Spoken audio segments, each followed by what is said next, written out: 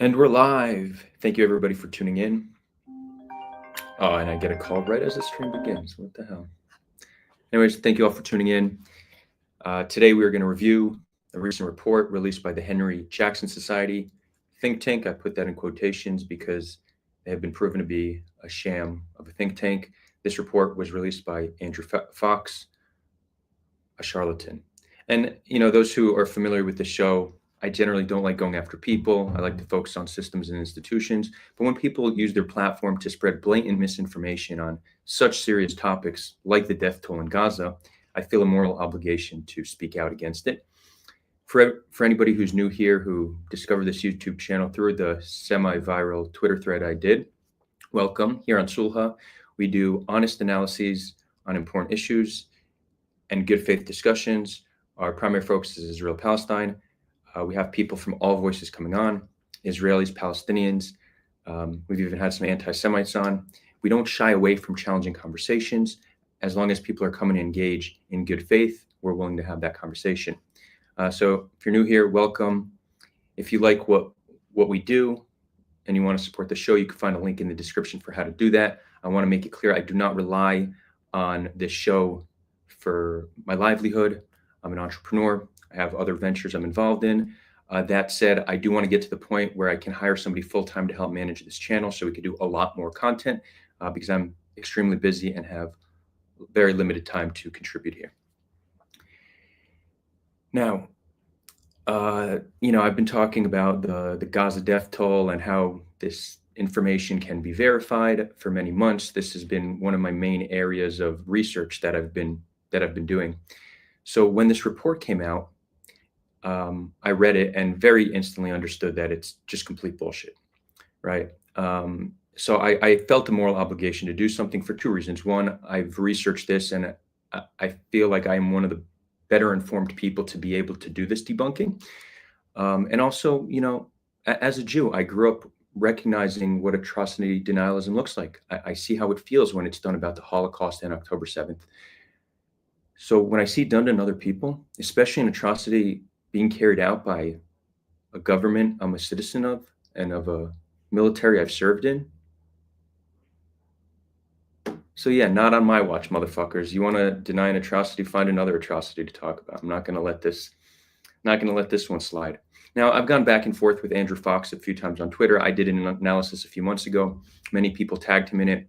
His response to that was, this is wrong for whatever reasons. I have a peer-reviewed study coming out soon. I was intrigued by that idea. I'm like, peer-reviewed? I don't know. I've researched this extensively. Hard for me to believe he's gonna find something that I missed because I've done a really deep and good faith analysis. I'm not politically motivated to try to demonize Israel. I really care about truth. If the truth would have revealed something else, then I would have no problem to talk about. I think this is a huge difference between myself and many people who worked on this report and people are sharing it. They are only interested in the truth in quotations that supports what they believe. So, I waited. The report came out and it was a total sham. I would to the point where I was surprised that he would have the audacity to publish something like this. It was so poorly done. Like for a moment, I'm like, does this guy have a humiliation kink or something? I just couldn't make sense of it. But the media ate it right up. Now, what's interesting about that is the main point of the report is that the media is reporting irresponsibly about the death toll in Gaza. Now, the irony of that is he's correct. He proved that the media is irresponsible by the fact that so many media publications took this story and ran with it. So that part of his report is true. But when it comes to the obfuscation of death toll in Gaza, all of that was crap. So we're going to get into it. We will then also open this up. Anybody can join. You can ask questions. You could challenge me, right? We're open to debate, unlike the people behind this report. I put this out 24 hours ago. It so far has been viewed 150,000 times. It's been retweeted 627 times. If what I'm saying is false, then it should be easy to debunk me. I would like to see a response from Andrew and anybody else who put out this report. I invited all of them onto stream to debate or discuss this. None have agreed. Now I get it. Debate isn't for everybody, and this isn't the biggest platform, so it might not be worth their time. But at this point, the threat has been seen by 150,000 people. If that's not enough for you to feel like you need to defend your position publicly, it's probably that your position is not really defensible publicly. Now, who knows? Let's give the people behind this report more time. They might come up with some way to continue to obfuscate and cast doubt. But I'm waiting. And again, whether it's Andrew or the other people behind this report, who I tagged all on Twitter, you're welcome on the show at any time for a good faith conversation to defend the report or your contribution to it. Okay, now let's get into the report. So it's 40 pages, and what I did was I only took main points. I wanted to get this out quickly. I'm also on vacation. I'm in Guatemala. That's why we got this interesting backdrop here. I wanted to get it out quickly, and I didn't want it to just be too much so it's not accessible. So I really just focused on some main points. It required no new research. The one area where I did need help was to identify women accidentally listed as men. History speaks. Matthew from History speaks. Help me with that because he does read and speak Arabic. Matthew's also working on a more thorough report that touches on the areas that I didn't touch on. So we're going to focus on the main points, but there's so much more, like just the amount of intellectual dishonesty, misrepresentation of data, omission of critical information. It's astounding. It's astounding. So first, what Andrew does is he focuses on 3 different sources of information, right? One being Gaza Ministry of Health, the other being the Gaza Media Office, and the third being Hamas officials. Now, he often confuses between them and conflates them. I don't know if this is intentional or just sloppy work, but what's true is that the Gaza Media Office, as well as Hamas officials, we can't trust them because there's no way to verify what they're saying, right? Parties in war have an incentive to lie. This is consistent across the board. You cannot just take things at face value.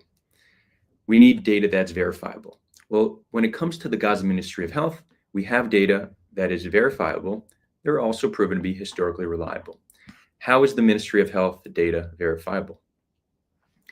So we have a very unique situation where one party's population registry is controlled by another party. This is very rare in war. So generally we're dependent on one party to just share their casualty count, and we need to believe them. But in the case of Israel and Gaza, that's not the case because Israel has control over the Palestinian population registry. So when they release a name and ID number, Israel can check this. And if they were fabricating the data in any meaningful way, we wouldn't need Andrew Fox and his sham of a report. Israel would come out and make this claim. They have every incentive to discredit the Ministry of Health if they could. Now, then people like to say, okay, fine, but how do we know that those people are actually dead, right? So let's actually think about this. So what's the hypothesis? That there's now thousands of living people in Gaza that are on the list, yet we don't have do we have any photos of these people, any videos, right? There's a lot of surveillance in Gaza. Do we have social media posts that these living people on the list are making? Has any Gazan come out and asked why they're on the list? The idea that you can have thousands of living people on the list in Gaza when there's mass amounts of surveillance, when there's arrests happening, right? How do they know they're not putting someone on the list who's in custody? It has a conspiratorial nature, which almost comes from a place of desperation. People are struggling to acknowledge this truth, so they're just trying to see what they could come up with. Well, you know what? If you think there's thousands of living people on the list, the burden of proof is on you to prove it. Look at the list, start searching these people up on social media. Let's find a dozen people on this list who you see social media activity from them, right? And with intelligence Israel they could easily do this. They have these people's phone. They could see if there's phone usage, social media usage. There could be arrests, videos, and photos. Okay, if that's really how you want to continue to cast doubt, prove that that's what's happening. And another thing, why do people have trouble believing that the death toll is over 40,000? Israel has dropped over 85,000 tons of explosive on a densely populated tiny strip of land. where the civilians have no place to go while militants can hide in tunnels. Obviously, this is going to disproportionately harm civilians. So I don't even understand, like, logically speaking, put the data aside. Logically speaking, it shouldn't be hard to believe that this death toll. So the lengths people are going through just to obfuscate, just to continue to justify a very clear atrocity, the mass killing of a civilian population. We need to stand against this. Now, I want to put a call to action here. As I mentioned, I'm very busy. This has gone semi-viral on Twitter, but I'm asking for your help. Whoever wants to help me get this out farther, every news publication that shared this story, we need to be emailing them. We need to be tagging them on Twitter. We need to be messaging the editors. We just need to blow this up. It's not just that the people behind this report should be held accountable. People who are publishing this, their responsible media, they need to be called out as well. So if anybody wants to help me, DM me either on Twitter, or you can find other contact information in the description. Reach out to me. Let's talk about it. Let's really make waves, because denying and casting doubt on a people's atrocity is something we as a society shouldn't stand for. We just shouldn't. Okay, I guess that's a pretty good prelude. Now let's talk about the actual, we got into the verifiability of the data. Let's talk about things that Andrew says. So he makes a claim that there's 103 people. Oh, wait, let me give a little bit more context. So the Ministry of Health releases an updated list every few months of those confirmed dead, right? They have a few different ways of collecting this information, but it's people who have either been confirmed dead by the hospital themselves or by families. The overwhelming majority are people who arrived at hospitals and were confirmed dead by actual doctors. Now, this list, the most latest list, which was released a few months ago, has 34,344 names. You're clearly going to have some margin of error. There's going to be some errors in that many lines of data. So Andrew's primary strategy was to find these errors and make it seem like the list can't be trusted. But the fact that he was able to find around 1% errors in a list of 34,000 people shows actually the validity of the list. If it was made up, he should be able to find a much higher degree of discrepancy. So this idea of finding small amounts of errors in the list and somehow trying to discredit it, he actually did the opposite. He showed that the list is generally reliable. And he acknowledges that these exist in the Palestinian Population Registry. He conveniently omits that Israel has access to that. Cool. Now, one thing he says, so 103 men on the list were listed as women, okay? And he attributes this to them trying to inflate the number of women. 103 names is 0.3%. That's an interesting hypothesis, that their way to fabricate and increase the amount of women is to change the list by 0.3%, which is negligible, right? But it's even worse. When we look at the women changed to men, actually some of them are young girls changed to young boys. So there's no logical purpose to change those. But it gets even worse. There's women that were accidentally changed to men, women of military age, right? So there's errors that actually also increase the amount of military age men. But again, it's a negligible amount. Why didn't Andrew mention any of this?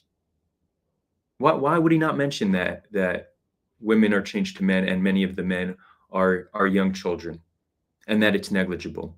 This is the work of a charlatan. He's a fraud. There's no other way to look at this. Claim number 2. He talks about statistical concerns about how the data is updated, how, in the first few months of the war, they were updating the women, children daily, and there was something statistically concerning about that. This is a copy and paste of a report by Professor Abraham Weiner, who's also quite problematic. When I noticed this, when I saw Abraham Weiner's article, I knew there was a mistake there, because I know that the Ministry of Health does not update the demographics daily. They will give a total number every day. They say 74 new martyrs. That's their update. They don't break it down based on demographic. So when I saw him attributing this demographic, daily demographic update to the MOH, I knew there was a mistake. So I emailed Abraham Weiner, and he admitted to me that he was taking the information from the UN website, who later acknowledged that they were using data from the Gaza Media Office as well. So Abraham admitted the mistake. He blamed it on the UN.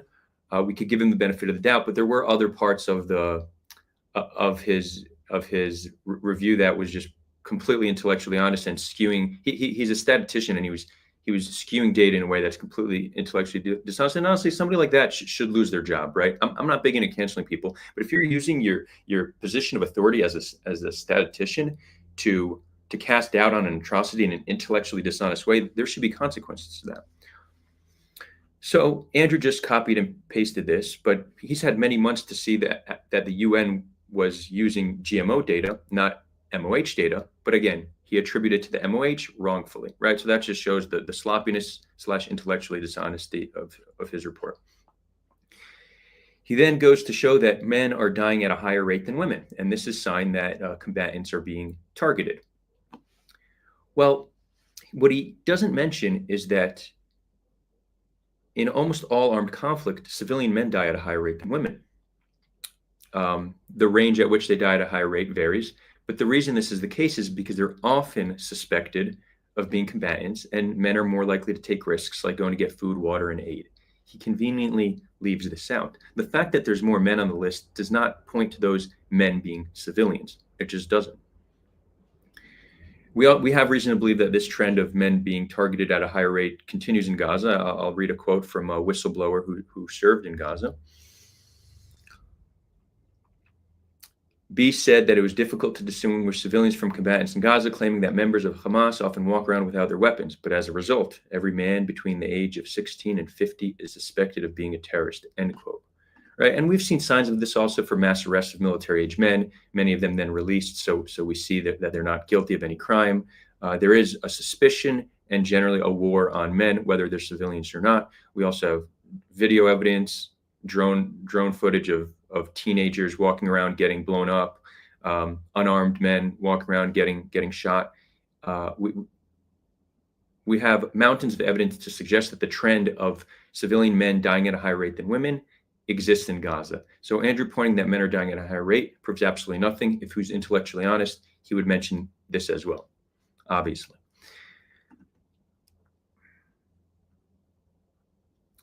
Next, he points to the fact that there were some changes of ages. So in the April list, the April list was kind of a mess. Their systems were down. They didn't have access to the registry. They did it all manually. So there's missing data. There's incomplete data. Before they released the list, they came out and said, we have an incomplete report we're putting out. They were very transparent about it. In the updated list in June, they corrected all the data. What Andrew points to is on the new list, many 18-year-olds were changed to the age of 17. This was a copy-paste of Eisenberg's sloppy work, and I've called out Eisenberg on this. He made no correction and didn't acknowledge it. Right? So their conclusion is you see they're changing 18-year-olds to 17 to increase the amount of children. What they didn't mention is that 70% of the ages in April were changed in June, which means it's also putting elderly into the military-age man category. They didn't mention that. So how do you account for a 70% change in ages? At first, I wasn't sure, but upon reflection, again, if you're intellectually honest, you don't try to prove your hypothesis, you try to disprove it, right? So you want to think of all angles. This is the work they should have done. Because they didn't have access to their systems, if they, in April, were to only input the year the people were born and calculate age based on year, anybody born between January to April would have been the correct age. Anybody born after April would have been listed as 1 year older. The fact that they corrected this in June shows that there's an effort to be as accurate as possible. And again, that attributes for around 70%. If you look those born before April, those born after April. All of this was very conveniently omitted. It's a sham. And again, and another thing. So Andrew showed that he had access to the Palestinian population registry. I don't know how, if he's working with somebody from Israel's Ministry of Interior, or if it has been leaked at times. So there are some databases that have it. But he showed that he proved that there's men changed to women through the registry. Why didn't he prove that the June ages were the correct ages? He accused them of changing the ages to increase the amount of children, but those were the correct ages. Why didn't he mention that? Because he doesn't care about truth. He just doesn't give a shit. And what's the hypothesis? Let's think of how coherent of a hypothesis this actually is. You believe that the way the Ministry of Health is going to fudge the numbers is by putting in incomplete data only to change it, is by putting people as Muhammad as women. Why would they fabricate in that way? Why not just put complete data to start and keep it? Why change it? It's completely incoherent of a hypothesis, and anybody who's looking at this as with an open mind would understand that there's another logical explanation than intentional fabrication, and that is that there's going to be some amount of errors. He then goes on to say, we know that Hamas, we have an instance of a 17-year-old that was killed with Hamas. They were added to the list. He then also says that we have a report from Israel that 1,700 rockets fell within Gaza. That's killed hundreds of people. They were all added to the list. Now, it's quite plausible that people killed by Hamas or misfired rockets are being added to the list. Gaza Ministry of Health methodologies, when somebody is reported dead from violence, they're added to the list. Some of those could be from misfired rockets and Hamas killing people. But you need to prove that this is significant. So what he did was find one single instance of that happening and then say that 1,700 rockets fell within Israel. Now, this is a stat by Israel, and it's interesting. He's very skeptical of verifiable data that is released from Gaza. But when Israel says something, there needs to be, he doesn't require any evidence. Israel said it, so it must be true. Again, it points to the level of bias that he has, and just that he's not an objective actor on this. But let's say that 1,700 rockets fell within Israel. We have data from the 2021 round of violence between Israel and Hamas. We know that we know that 21 people were killed for misfired rockets. If we do a similar calculation and assume that 21 people were killed when 4,000 rockets were shot, this time around 9,000 were shot. So you could easily calculate, okay, based on that rate, that you have around 50 people that have been killed by misfired rockets. Let's even 3x that. Let's say 150 people. I want to be super charitable. 150 people were killed by misfired rockets. What's that like?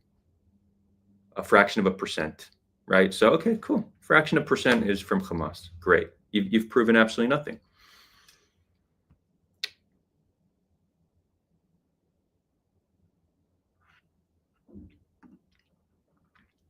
Next. And then I do see there are some comments that we will get to. Natural deaths added to the list. Okay, this one was wild. He said 5,000 people die from natural deaths every year in Gaza. The Ministry of Health didn't release a separate list of natural deaths. Therefore, we can assume that they're added to this list. Well, that's an awfully big assumption based on very weak evidence. But when we look at the data, we actually see that this is not the case. The overwhelming majority of natural deaths are elderly. So we should see a spike amongst elderly in the casualty count. Yet the casualty looks similar to the population pyramid with a spike amongst military-aged men. So he comes up with a hypothesis, gives no evidence, but that hypothesis is easily disproven just by looking at the data. Just by looking at the chart that he himself provided, you see no spike amongst elderly. And there should also be another smaller spike amongst babies, very young babies between the age of 0 and 1. We don't see that spike either. It looks awfully similar to the population pyramid.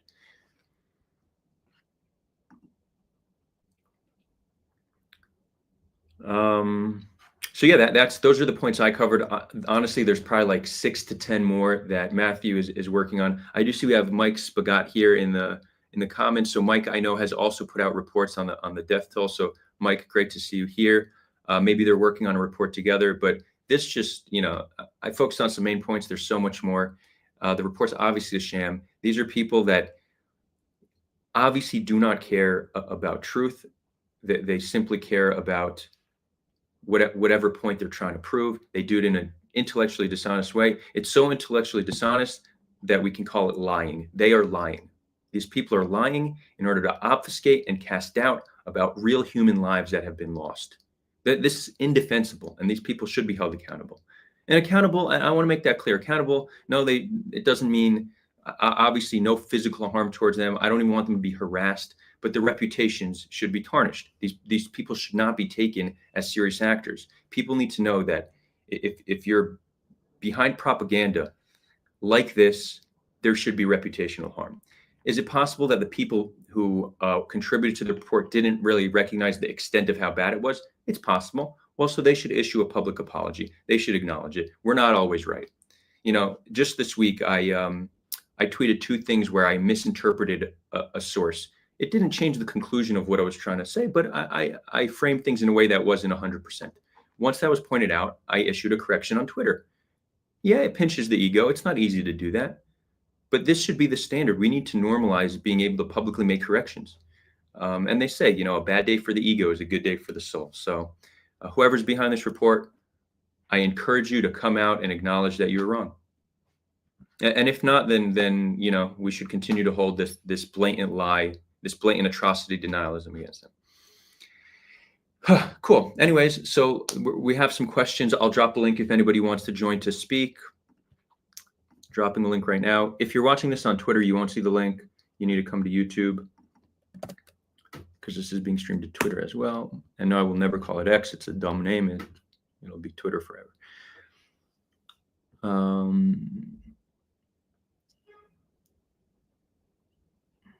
Cool. Just some comments of affirmations.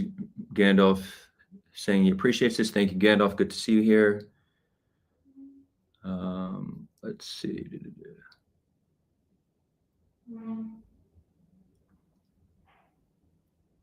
Kunrikus cited him as if Andrew is T.H. Sorty and that he debunked all the casualty claims. Who's Kunricious, Gandalf? Please let me know. Mike Spagat goes, your theory of age changes is plausible. Another possibility is that they were temporarily using Excel to calculate ages based on the different dates of birth and the present. Right. So that's a similar hypothesis, right? That they just calculated it based on year and not the exact birth date, whether manually or through Excel. Is that what you're saying, Mike? I think that's plausible.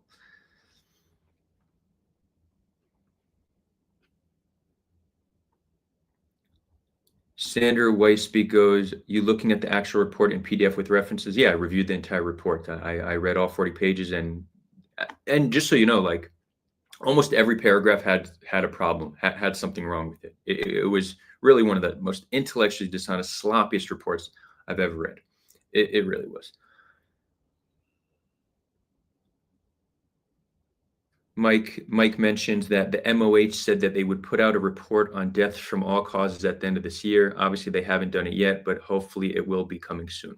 Right, so this is important. Let's talk about the data we currently have. 34,344 names. This is as of a few months ago. The death toll is certainly higher now. When we look at that demographic, we see that 58% are women, children, and elderly. If we assume civilian men are dying at a similar rate to women, then 78% of the list are civilians. But we have reason to believe, as I mentioned, men are dying at a higher rate. So this list is between 80 to 100% civilians. Does that mean no combatants have been killed? No, because what we don't know, and this is what the Ministry of Health can technically get away with, is not reporting combatant deaths, right? It's possible when combatants come to hospital, they're asked not to add them to the list, or that combatants just aren't being brought to the hospital, right? So it very well may be the case that many or most combatants are not on this list. This we cannot know. But we could assume with a very high degree of certainty that this list is between 80 to 100% civilians. Now, people like to say, wait, what about child soldiers? Let's talk about child soldiers. Well, we actually don't have evidence of a significant usage of child soldiers that will impact this data meaningfully. And when we look at the list, we actually see this represented in the data. There's only been 1,400 more boys killed than girls. So we could assume that excess of 1,400 are combatants. Okay, that's still quite negligible in terms of the impact it would have on the data. But again, we have reason to believe that teenage boys are going to be dying at a higher rate because they can be confused of being combatants and they're more likely to take these same risks. We also see that the excess in deaths doesn't begin amongst teenage boys. It actually begins at the age of 7. So 7-year-old boys, 8-year-old boys, 9 and 10-year-old boys are dying at a higher rate than girls. Clearly, these are not militants, right? So is it possible some of the excess 1,400 have been combatants? Sure. Does it have any meaningful change to the data? No.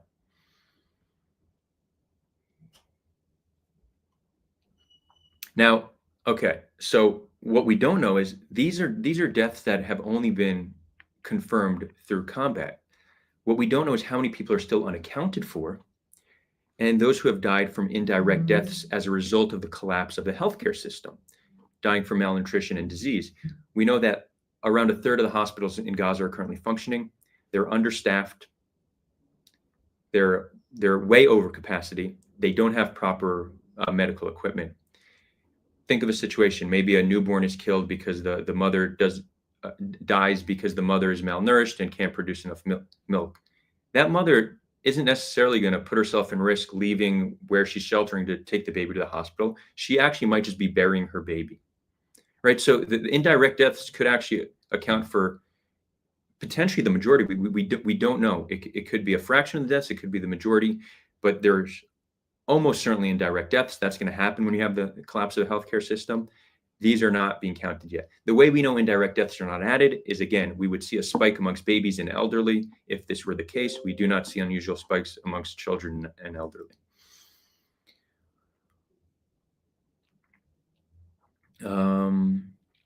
So the real death toll, right? If we assume, let's say 90% of the list are civilians, that's around 30,000 names. That's around 30,000 civilians. Not including those unaccounted for and indirect deaths. I really think a fair minimum estimate of civilians killed is probably 50,000. I think it could go up to as high as 150,000. This all depends on those unaccounted for and indirect deaths.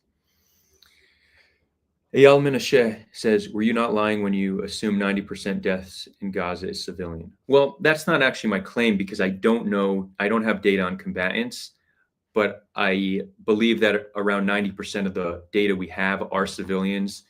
How do we calculate combatants? We can't know. Israel claims 20,000. We don't have any other evidence of that claim. It is a little suspicious because generally in war, for each person killed, you have 3, 4, 5 injured. There's only 30 to 40,000 Hamas. So if that were the case, there wouldn't be any Hamas left that are in fighting shape, right? So 20,000 doesn't really make sense. I guess one counter would be, well, you have 30,000 Hamas, but who knows, maybe tens of thousands of military-age men are now taking up arms against Israel, right? So there's not 20,000 militants, maybe there's 100,000. I want to be honest, that certainly could be a counter. So is it possible that 20,000 people who took up arms against Israel have been killed? It's possible. Again, we don't have proof of this. But let's assume it's 20,000. This still points to the highest civilian to combatant ratio in recent history. Many people like to falsely claim it's 9-1, which is complete bullshit. This is one of those John Spencer lies that for each combatant killed, you have 9 civilians killed. There's no basis for this. And actually, the person who did the best report on this is Mike Spagat, who's here. He did an analysis on all other conflicts, or he took data on an analysis and made it accessible. And the civilian to combatant ratio in urban combat is 2-1, 2 civilians to one combatant. This is the average if you look at all conflicts. Mike, let me know if I'm misinterpreting this data, but that's what I understood from your report. Gaza is much more likely 4, 5, 6-1, the highest in recent history. So all these claims about this is the best fought war in modern history and Israel's doing everything in their power, there's literally no basis to that whatsoever. No. The only basis is charlatans like Andrew Fox and John Spencer making these claims.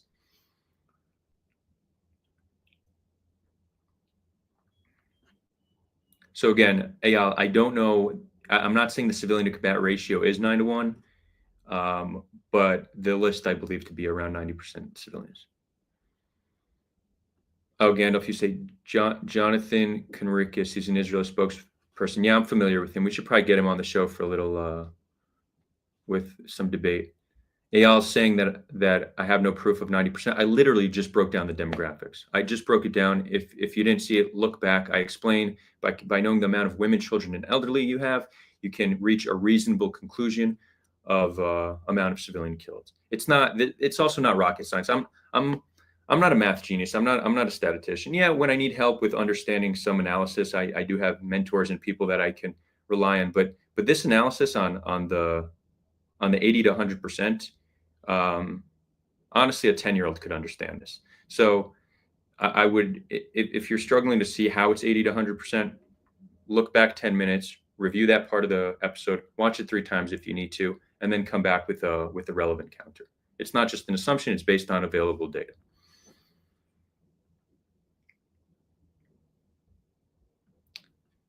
Gandalf says, by the way, the amount of quality of the arguments you did in that Twitter thread is the work of a professional. Now I understand why you're a successful entrepreneur.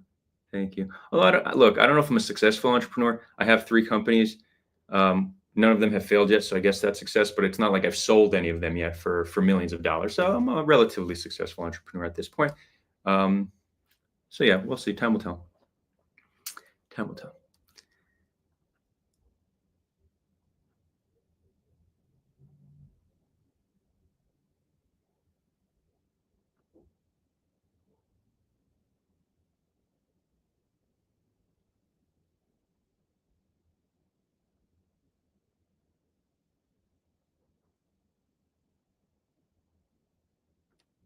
So y'all, it seems like you're really struggling with this 90%. Again, go back. To say so you don't know, correct, I don't know. I'm giving a range 80 to 100%. Notice almost everything I say is ranges. That is acknowledgement of not having full information. When you don't have full information, you provide a range. You provide a low estimate and a higher estimate. That's the intellectually honest thing to do. So my guess is it's somewhere in between. It's 90%. But yeah, it could be 80%. It could also be 99%.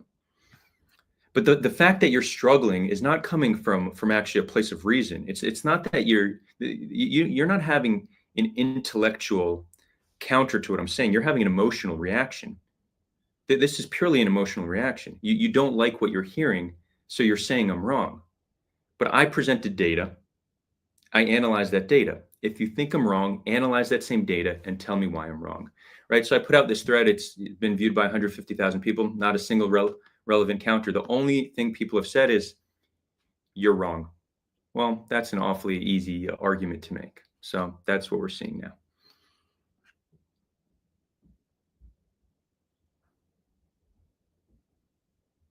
now. Himmel, I see all you're doing is just taking parts of Andrew's report and regurgitating them. So we're actually past that. All of this has been debunked. Everything you're saying has been thoroughly debunked. It's complete bullshit. I'll send you the thread, read it. It's better to actually know things before coming out with confidence and making claims. Every claim you're making right now, every claim you're making is wrong. That's what happens when you blindly believe charlatans.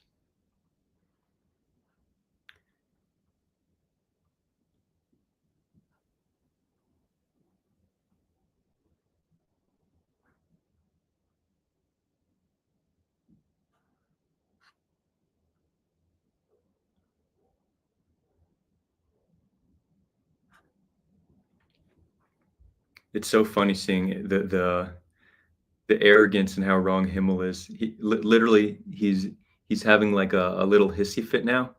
20 to 30 comments. Every single one is factually incorrect. It's amazing. It's Dunning-Kruger, right? How people generally think they're smarter than they are, or they think they're better at something than they are. This is perfect example of that.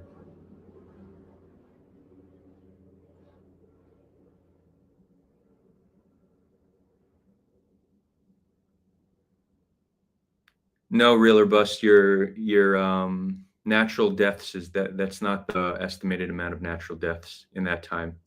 It's 5 to 8,000, and we know they're not being added because we see no spike amongst elderly. Real or bust. You don't need to watch this live. Go back 30 minutes. We review all of this. It's very clear. There's nothing here. It's all bullshit. There's nothing here. If you're adding 23,000 people of natural causes, then it will be a reverse population pyramid. You'll have all these elderly killed, and then less middle age, another spike amongst military age men, and then another spike amongst babies. The data doesn't show that. You're just saying stuff. Anyways, I dropped a link. It seems no one wants to come on and debate this or ask questions, which is perfectly fine. Now, something about debate. I've had many debates on different topics. This is the first time nobody has agreed to debate me, and I'll tell you why I think it is. This is not a matter of opinion. There's not so much opinion. This is interpretation of data. There's a level of objectivity here. So people who haven't done the research don't feel comfortable debating it. That makes sense. You shouldn't come debate something you don't know much about. Those who do the research are going to reach similar conclusions. Now, you might reach similar conclusions, then come out and agree with those conclusions, or you'll reach similar conclusions and not like them, and then either decide not to talk about it publicly or be a charlatan like Andrew and lie about it, right? That's really it. But those charlatans who need to lie about it are not going to come debate because they have no legs to stand on, right? So again, if I were challenging people to debate, let's talk about the legitimacy of the war. Does Israel have a right to conduct this war in this way? I'd find people no problem at all. That's a matter of opinion. But when it comes to interpretation of data, which has a much higher degree of objectivity, no one's going for it. And I think the reason is obvious.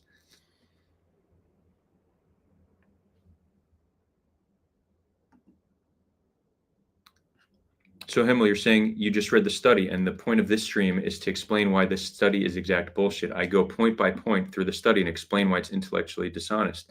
I will share the study again. I'll share the study again, or I'll share my debunking again, read it. And if you're still confident, come debate me. Join the live stream. Let's do this. Let's do this, right? One thing that should be telling is if somebody is unwilling to engage with somebody who disagrees with them, you should question how strongly they actually believe that, or how honest they're actually representing reality. Himmel says natural deaths went down to 0. No, they didn't. There's zero evidence of that. You have zero evidence of that, and we know that natural deaths were not added because we don't see spike amongst elderly. Look at the study you're reading. Look at the population graph that Andrew puts on. Why are there no spikes amongst elderly if natural causes are being added? Explain that. Anyways, I guess we'll wrap this up. No challengers. We got some questions here. Okay, let's see. Milo Sabariz, assuming you're right, are not all wars atrocities, and this particular one with the enemies below ground, how you get them without destroying buildings before? Not knife. Answers, please. Well, all wars are atrocities to some degree. This one is an exceptional atrocity. Every measure we want to look at. Let's compare Aleppo to Gaza, right? We often hear Aleppo was horrific. It was a humanitarian crisis. It was the center of media attention for a long time. Assad rightfully is widely considered to be a war criminal. Aleppo has a similar population than Gaza. It's true that Gaza has more children. It's a younger population, but not by a significant margin. So I think it is a good point for comparison. The Battle of Aleppo was 4 years. 5,000 children were killed. Gaza, after 1 year, we've already identified 11,000 children killed. This is not accounting for those who have not yet been accounted for. That's in 1 year. Children in Gaza are dying orders of magnitude higher than Aleppo, which we all agree was a humanitarian crisis, right? So every metric we want to look at this is absolutely horrific. Now, you're saying, what could Israel do? Well, we need to question the strategy of unprecedented amount of infrastructural damage. There has never been a war that has this amount of buildings damaged or destroyed. And this makes what Israel's doing is even worse, because other wars, civilians are allowed to evacuate, and here they aren't. And in this instance, militants are hiding underground. So while destroying cities is always going to disproportionately harm civilians, doing so in these conditions is even more disproportionately going to harm civilians. You don't need to destroy buildings to destroy tunnels. You could find tunnels and you could pump seawater into them. We've actually done that. There's many ways to collapse tunnels. You don't need to flatten an entire city. So it's not naive to say that you could conduct this war with a much higher degree of caution, with a much higher level of proportionality. It's not naive to say if a soldier commits a war crime, they should be held accountable. None of this is naive. This is all perfectly reasonable, and we should be able to expect this of warring countries. Just because Hamas is a terror organization that is hiding in tunnels, that does not absolve Israel of their responsibility. Israel also could have worked much harder and much longer to evacuate Gazans out of Gaza. So again, and there's also a non-military route, which that I imagine you would say is naive. I get it. The world's not quite ready for the non-military route, but that's an approach. But if we want to take a military route, again, there's so much we could have done. So much. Not to mention, everybody says hostages, hostages, hostages. We're killing them. The amount of hostages we've killed in airstrikes. If you care about the hostages, how can we put them through this torture? Yeah. They're tortured by the fact that they're in captivity. But imagine being in captivity while 85,000 tons of explosives are being dropped on the city you're in. No one is torturing the hostages more than Israel in their actions. And yeah, Hamas is responsible for taking them, but we shouldn't rely on the good graces of a terror organization to solve our problems. And our morality should not be dependent on Hamas. So if Hamas isn't going to look out for their civilians, that doesn't mean we don't need to. It's not coherent to think that they're not legitimate and we need to destroy them, yet they are still responsible for the lives of their citizens. That's not a coherent position, right? So yeah, there's plenty more we can do. Plenty more we can do. Okay, I see we have Eyal here. We're going to bring Eyal on. Eyal, welcome. Hey there. Can you hear me? Hey. Okay. I want to talk to you about the 90% number. So the 90% number. Wait, I'm not I'm not hearing you very well. I don't hear you so well. Yeah, it's really muffled. Can you either speak closer to the mic or plug in something? Let's see if I have a different mic. Can you hear me better now? Questionable. Okay.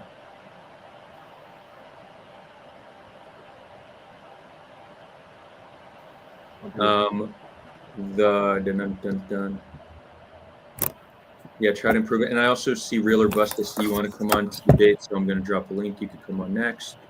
We'll hear from Eyal.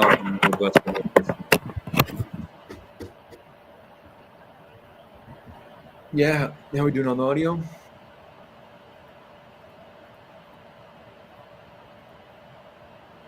Is this better? Yeah, sounds great now. Awesome. Okay. The 90% number. Mm-hmm. You are taking a big assumption, right, to get to that number. And the big assumption you're saying is that the number for non-military men death is going to be the similar to the number of female death. So to correct that, to arrive at 90%, I'm assuming that military-age men are dying at a higher rate. Civilian men of military age are dying at a higher rate than women. You need to make that assumption to reach 90%. If we assume that they're dying at exactly the same rate, then we're at 78%. If we want to account for, let's say, 2% of child soldiers, then we're at 76%.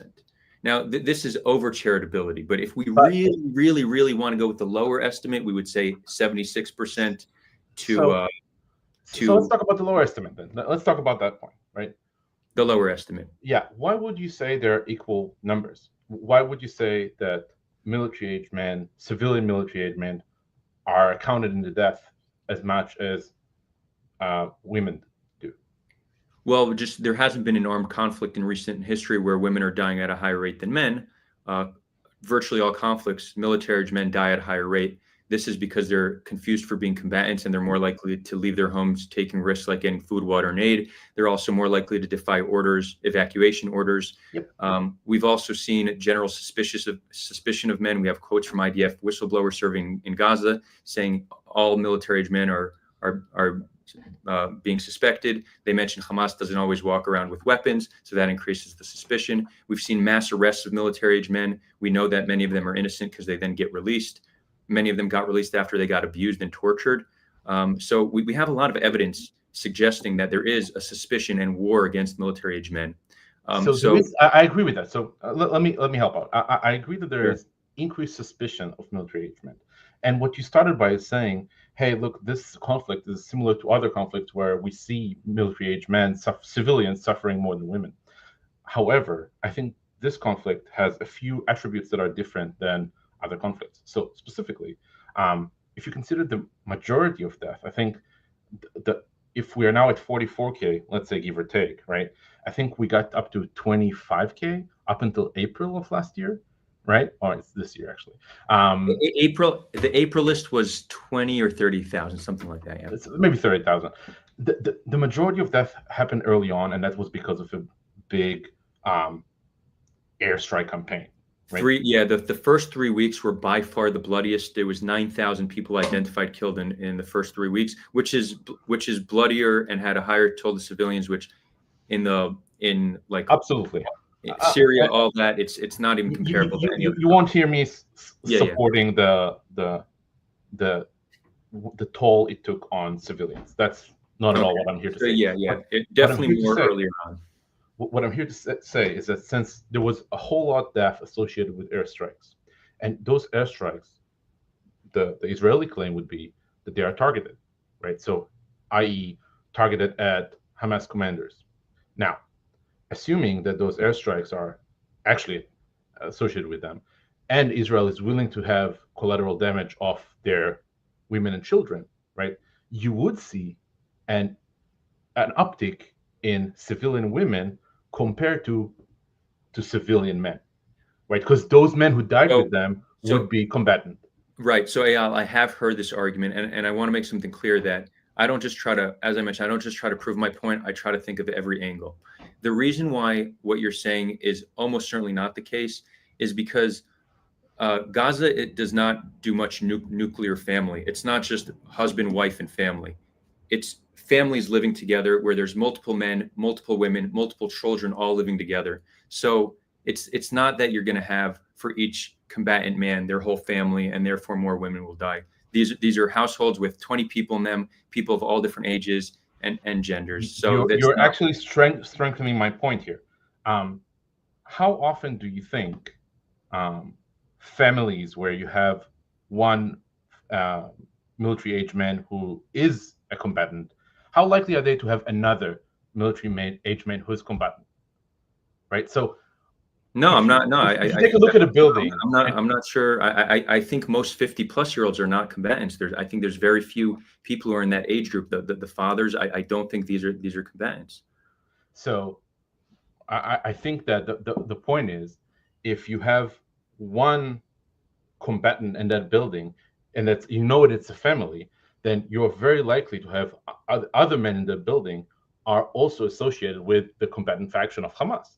No, so again, and wait, I want to make something clear. Most of these are not homes; they're buildings with many families in them, right? So again, this is not. Those buildings would often have like mini tribes, right? You know the concept of Hamula, the concept. Yeah, but the assumption that every man in a tribe is guilty, that's not true. No, but that's not the assumption. The assumption is that if you have a military-aged man that is associated with Hamas, you then will have more. It's more likely that other men in that group would also be associated with Hamas. That's just statistical fact. I don't think. Okay, but I'll tell you why it's statistically wrong, right? If that were the case, you would actually see children you'd actually see more of a spike amongst children, because then you're assuming for every combatant man killed, you're killing combatant men with one woman, right, the wife, but most families have more than one children. So if what you're describing were to cause the situation where more civilian women are dying than civilian men, well, then we would see a very unusual spike amongst young children, because most families have more children than they have spouses. And when you include an entire building coming down, that's even more so the case. So yeah, I did think about this, but this is not represented in the data. And Aleppo also, did Aleppo not have a lot of people wanting to fight the Syrian army? A lot of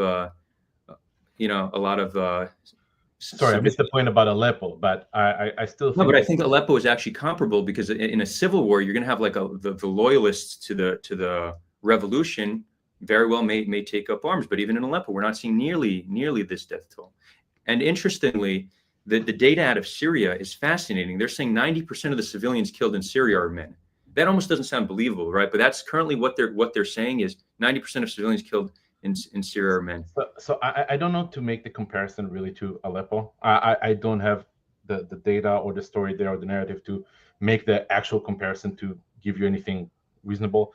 I'm more aware of the situation in Gaza, so that's why I'm here to discuss Gaza. And I don't think that Aleppo would be necessarily a very good one-to-one scenario, and if nothing else, because people could run out of Aleppo and they can't run out of Gaza. And that's what a lot of people did, right? Like the Syrian crisis, which makes us correct. Which had makes us a lot of people run out of question the strategy even more. Yeah. So I'm not here to talk about Aleppo, but talking about Gaza, right? I think what you were saying is that, well, if what I'm saying is true, right, then you'd see a whole lot more kids than you would see men, right? Mm-hmm. I think that there is when we can look at the data, right? There was the bombing campaign, and then there was fighting, right? There was fighting on the ground. During the bombing campaign, you may have seen an excess death from women, and then during the actual fighting, you would see an excess death from men. But those men are more likely to be combatant. What I'm trying to say is that you are just taking these assumptions on what the data would be and saying, oh, I assume, right? It's more likely, but you don't have a way to say how much more likely it is. You just use, I feel like it's more likely. Well, and, but again, when we're talking about feel like it's more likely on subjects of, this is huge magnitude we're talking about, right? We're talking about like war crimes here. So feel like is not good enough. No, but that's not, we're not going, look, it's not, this isn't feel like. When you don't have complete data, we need to make an analysis based on the information available, and data paints a picture, right? So we know that men are suspected of being militants. We know that men, virtually all conflicts are killed at a higher rate. Your suggestion is, for some reason, this is different than all other conflicts. Now, I'm pointing out that's almost certainly not the case because the data doesn't represent that. At this point, the burden of proof is on you to really make the case. So I present a range because I agree we can't know, the lower range being 80%. And let's be even more charitable. Let's say 76% to 100%. But to think that civilian women are dying at a higher rate than men, you have a very serious burden of proof because it's different from all other conflicts. And the data is not showing that because we're not seeing that unusual spike amongst babies. If people are really being extraordinary moms, we'll see a lot more. The bottom line is that you're saying that burden of proof is on me, but I'm saying that, well, the burden of proof is whoever has the data, and we don't have it, right? If you would actually want to tell me, hey, go prove this, I'd say, I can't just as much as you can, right? You claim that, but Eyal, this is a way to obfuscate, because essentially what you're saying is that we just can't say anything. We know nothing, but we could reach conclusions, right? And notice everything I say is a range, 80 to 100%. Civilians killed. I know that you use ranges, but you don't use how strongly you believe that range, right? Just the fact that you use a range doesn't mean that it's automatically correct. So for that matter, right? If I can put out a range. So if we use the same thing you said, let's do the same math, but say, oh, you know what? Let's say that every military age man is combatant. Let's use this assumption. Why? Because Israel is they're the best military in the world, and as a result of being the best military in the world, they can identify Hamas from kilometers away and identify them with pinpoint precision. Now, I'm saying this not believing this fully, right? But Eyal, it not only not believing it fully. I mean, there's zero basis for that. To think that you've had tens of thousands of women and children killed, but not a single civilian male, that there's a 0% chance likelihood of what you're saying. Absolutely. That's zero. I was making that point as extreme. But again, you're talking about things at 0%. When I'm talking, so you want to hear like at what degree I believe it? What degree I believe it's 80 to 100%? I would say 99%. Right? No, I don't want to hear the degree you believe it in, because that's just belief, right? We miss some sort of intermediary data to say. But this is what analyses are. You don't always have the information. So people look at data, they make good faith analyses, and then the people can hear the case being made and decide to trust or not. I'm here putting my reputation on the line. I'm not going to say these numbers if I truly believe them. And I think when I make this case, it's extremely compelling. People generally believe it because it's what the data shows us. It's using examples from other conflicts. It's using examples from this conflict, and it's giving a broad enough range that my point would be you're not giving a broad enough range. You're just using assumptions to determine what range fits nicely within your narrative to be able to say, oh, I think it's more like 90%, right?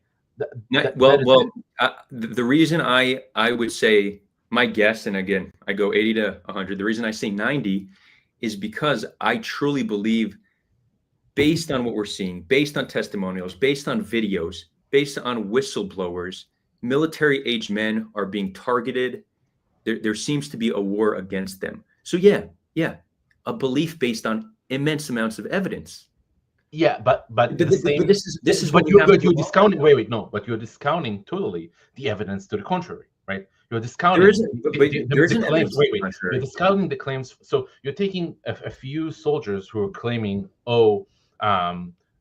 we are targeting every military-aged man, versus the vast majority of soldiers who would say, no, we are targeting Hamas operatives, right? Now, those whistleblowers are. Wait, I need to stop you right there. Mm-hmm.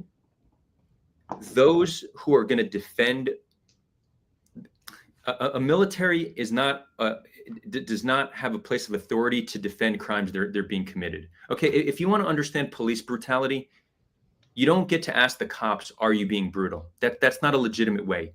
Obviously, authorities that are causing people harm aren't going to be honest about it. So the majority saying we're not doing this means absolutely nothing. It means absolutely nothing. The fact that there were a few courageous whistleblowers that are corroborated by testimonials on the ground, that's corroborated by mass arrests and video and photo evidence, that carries a lot more weight than military men saying, we're not committing war crimes. Wait, what do you think? Israelis, what do you think? IDF soldiers are going to be saying we're committing mass war crimes? So that's also a near 0% likelihood. Just to be clear what I mean by that, okay? I do agree with you, right, that there is greater weight to be put on a testimony of a whistleblower, because inherently they're going against their own motives or their own group or their own whatever, right? They're going against their own. So I agree that the whistleblowers should have more weight put on their testimony. Significantly more. Sure. And again, that doesn't mean, and wait, hold on, I want to say something else. When I hear a whistleblower report that's not corroborated by other evidence, I take it with a grain of salt. I want to make that clear as well. No, and you can, here's the thing, right? The other evidence, I've seen a lot of narrative construction and narrative waving that I'm not too excited about, right? I think a lot of Haaretz reporters are great, but I think a lot of Haaretz reporters are bullshit. That said, when it comes to whistleblowers, I don't think the magnitude of whistleblowing that you would expect. So if you want to talk about other war crimes in history and the type of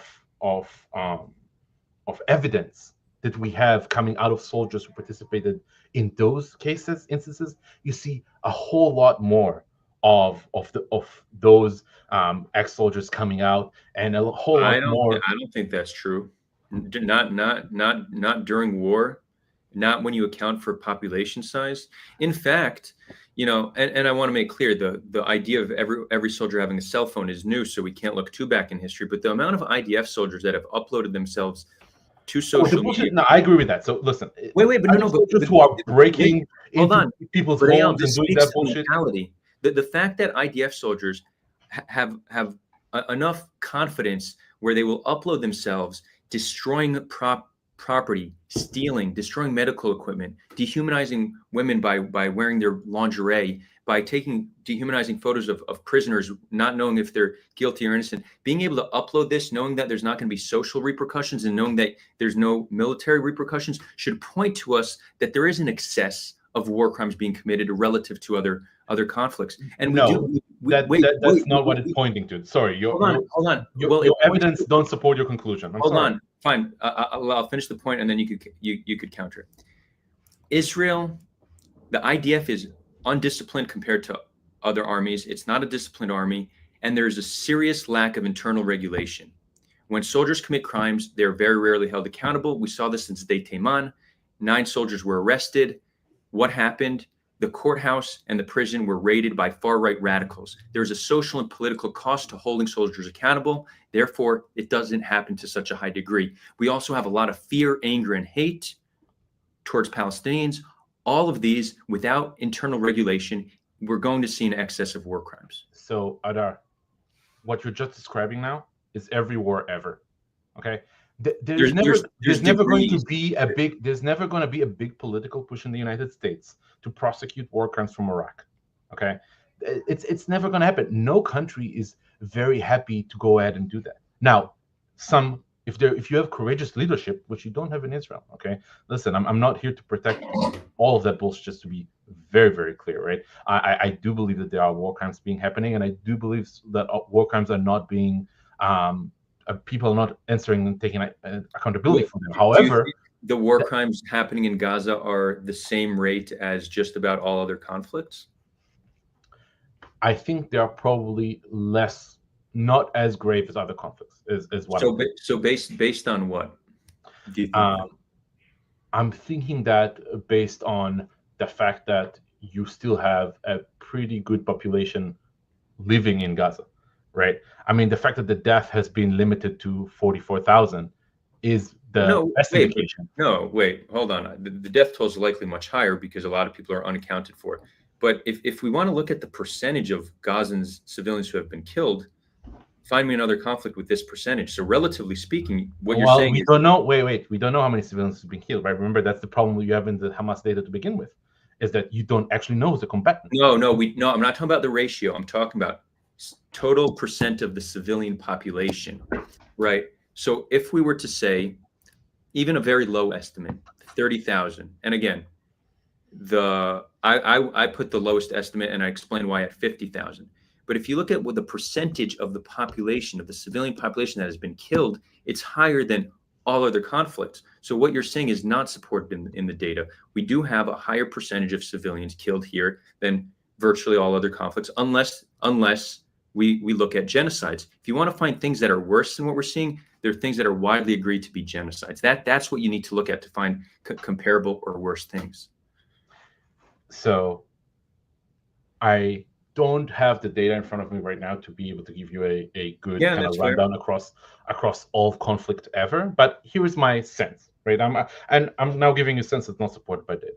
My sense is that the percentage of combatants in the Gaza population was kind of high to begin with, right? So if you think about the death toll of World War II, for example, right, the percentage of combatants in the population of the United Kingdom was very low, and that's why it didn't have as big of a damage overall.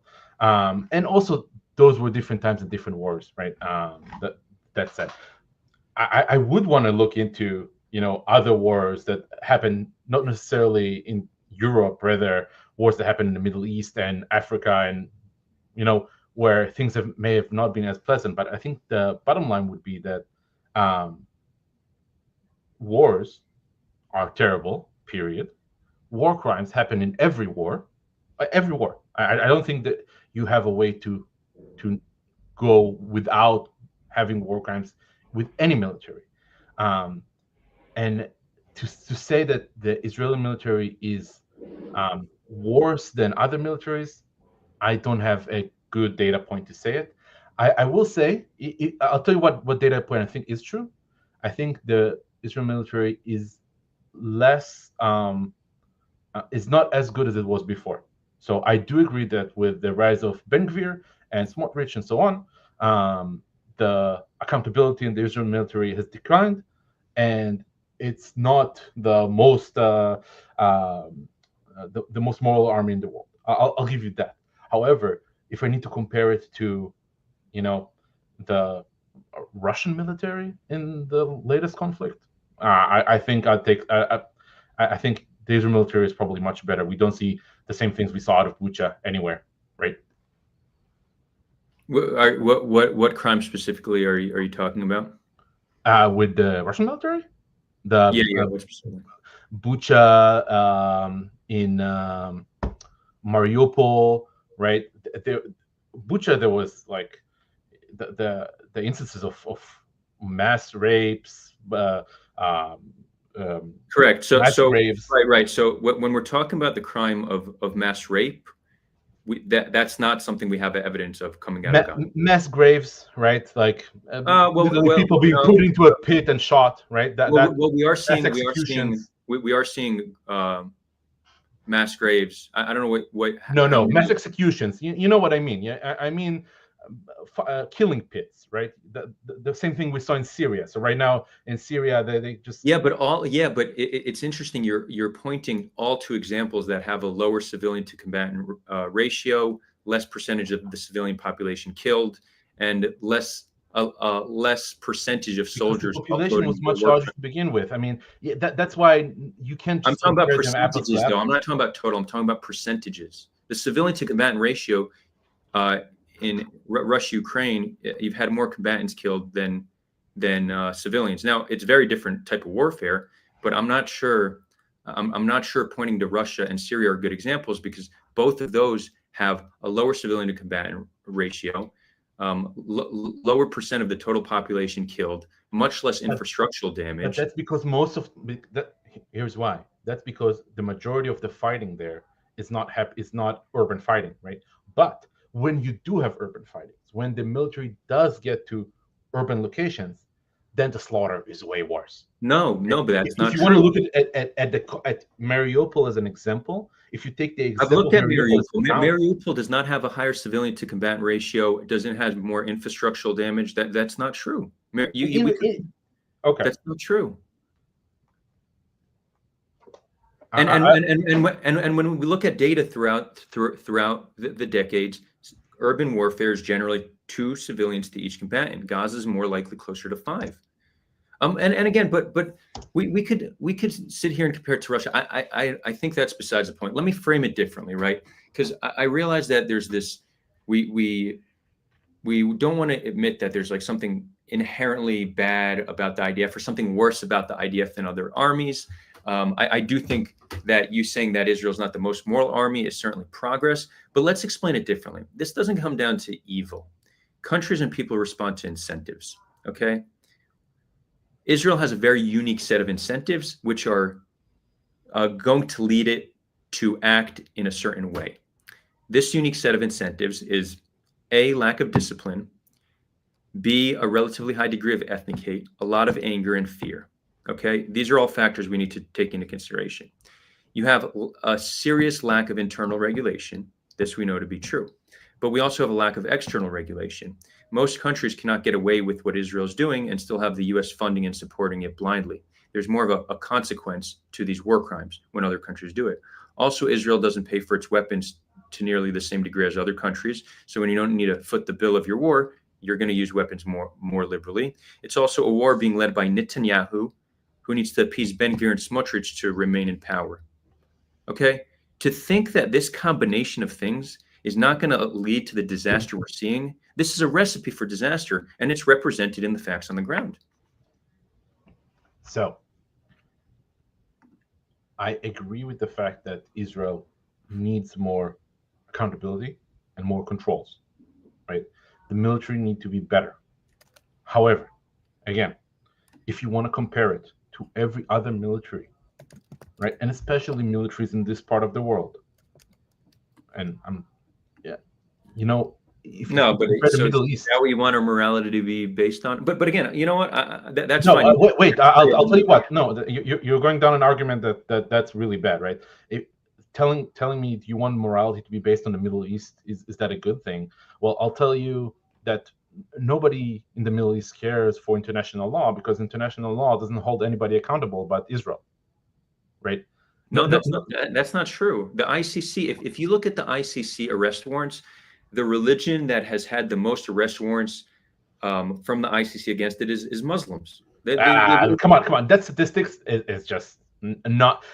What do you mean? The fact that they have the most arrest warrants against them, that doesn't mean that you got to ask who committed most crimes, then where are most crimes committed, right? The fact that No, but you literally said only Israel's held accountable. I'm showing you clear evidence. There's dozens of arrest warrants. The religion that's most represented in arrest warrants is Muslim. So we like to say the ICC is biased against Israel, that they're anti-Semitic. No, they might be Islamophobic, if anything. Which that's not the case. No, sorry. What you just described is not right. The fact, just the sheer fact that there are more arrest warrants against one religion or another isn't inherently describing bias against one religion or another. No, it just debunks the claim that only Israel is targeted by the international community. That's not true. No, I'll explain what I mean that only Israel is being targeted by the international community, right? It means that when Hamas is firing for years and years and years and years on end indiscriminate rockets into Israel. Hamas is considered to be a terror organization that's sanctioned by the West. There's a consequence to their action. Israel is supported. Wait, what do you mean by sanctioned by the West? There's financial sanctions against Hamas. Yeah, no, but there is degree of sanctions, right? What I mean is that so for example, right? But if you're a citizen of Syria or Iran, right? Or nowadays Russia. Just on that point, you're saying Hamas can shoot rockets and there's no repercussions. There are repercussions. They're considered a terrorist organization that is sanctioned by the West. No, Israel is an ally of the West that is supported and funded. No, sorry. That's table stakes, right?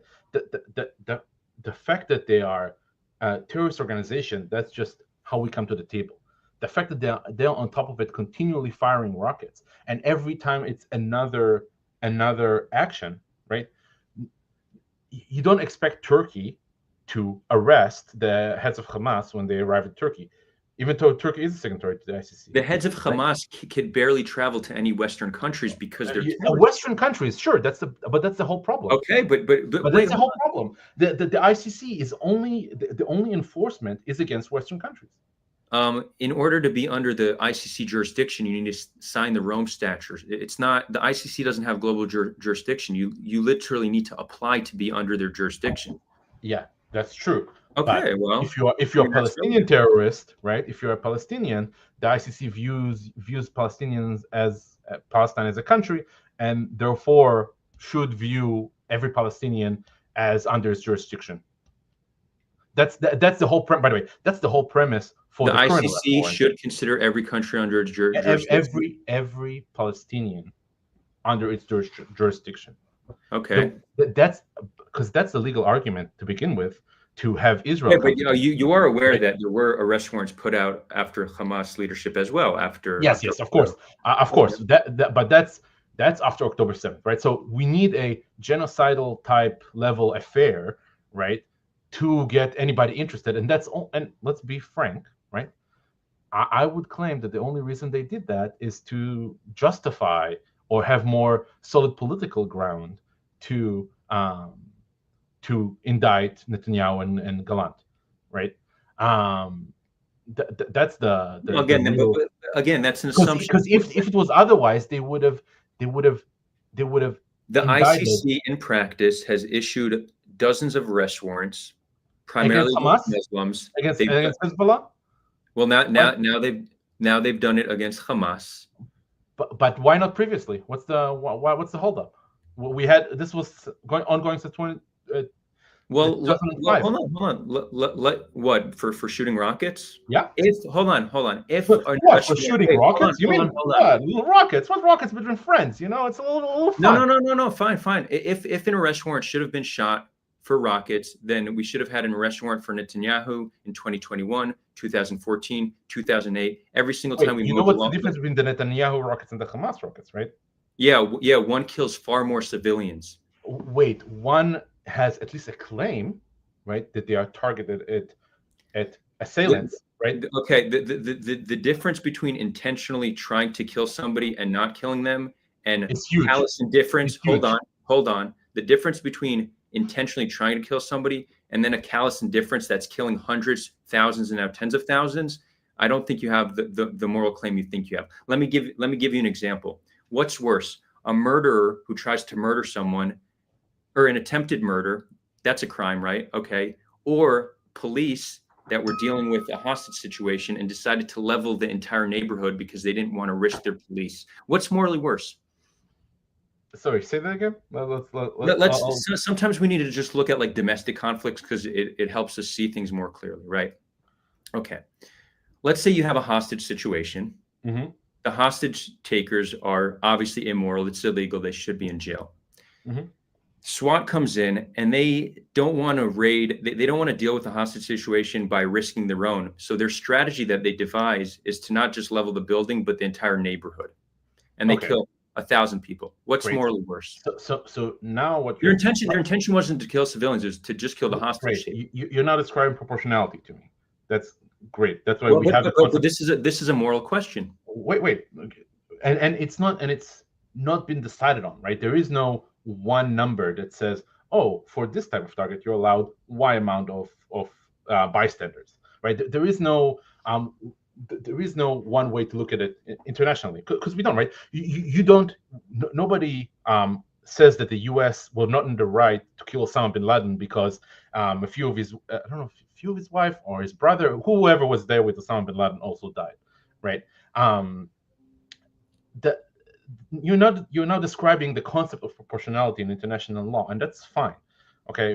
No. Yeah, I am. If we look at the principle of proportionality, Israel is engaging with the lowest level of proportionality we've seen in recent history. But the U.S. was also guilty of immense amounts of war crimes, had a much higher level of proportionality than Israel. Adar, I'm sorry. In order to claim the level of proportionality, right, you need to have way better data. That's a whole argument. That's the crux of our problem, right? We can't judge the proportionality question because we don't actually have verifiable data, and that's why most genocides are something people talk about way after anything is done, right? Now.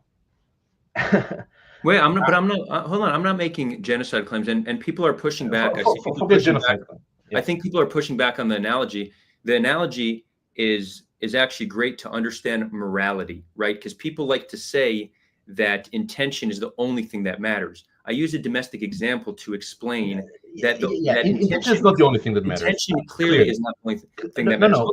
Wait, hold on. Let's because people don't like domestic examples. Hold on. Let me give one more example. October 7th happened. 850 or somewhat civilians were killed intentionally. Okay. Let's say Israel decides, and I'm using an extreme because sometimes the way to test how somebody thinks. Nuke Gaza. Just say nuke Gaza, right? That's the exactly nuke Gaza. Yeah. But wait, hold on. Our intention is not to kill civilians, but based on our assessment, nuking Gaza is really the surest way to defeat Hamas. Correct. What's morally worse? Yeah, of course. When you that's the concept of proportionality. Okay, fine. So you can acknowledge that intention is not everything, right? No, I absolutely acknowledge. Okay, fine. I think the point I'm making that intention is table stakes, right? If the table stakes is that intentionally you are firing at civilians, right? Then regardless of amount of damage done, you are a war criminal, right? Correct. You're not allowed. Regardless of damage done, if you're targeting civilians, you are now at the wrong, right? You should be. The ICC should go after you, right? Okay, yeah. Okay, sure. Okay. Now, let's say you didn't target civilians. You targeted terrorists or combatants, we should say, right? Target combatants. Now there is an argument to be had, right?